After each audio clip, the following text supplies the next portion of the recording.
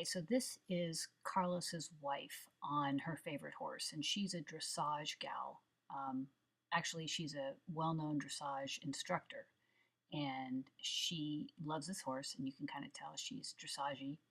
But this was her favorite horse. She said that this is the best one on the lot for, I don't know, she just loved her. Anyway, I wanted to show you her riding this horse because people might say that the only reason she's so good, meaning the horse, the only reason that this horse is good is because there's a professional rider on her. And I wanted to show you first the wife riding and then Carlos riding the same mare. And here he goes, not on asphalt, as you can see. This is where they generally ride. It's a huge area, and they go around the pond, and they go past the brood mares. Hi, brood mares. They obviously do this all the time because the brood mares are not even looking up from their grazing.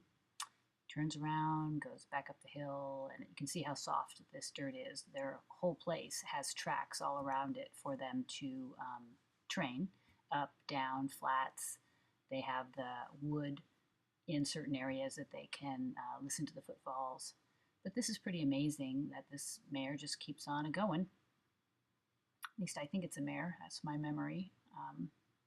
To go back to my notes. Anyway, he loves this horse too. So he's at the end of the ride, he was loving on her and saying that anybody can ride this horse, and Paso Finos are so kind and good and great for the beginner because they're so smooth and they don't knock you off your balance. And then he said, I'll put any beginner on this horse. And then he looked to my cameraman and said, have you ever ridden before?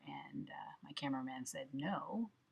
Hence, we now have my cameraman on the same mare that the other two have ridden, and she's being equally as good. Of course, mom's at her head, so you could say, well, she's not very, she's being good because she's got her owner right there. But this is my cameraman. You can see him going, whoa.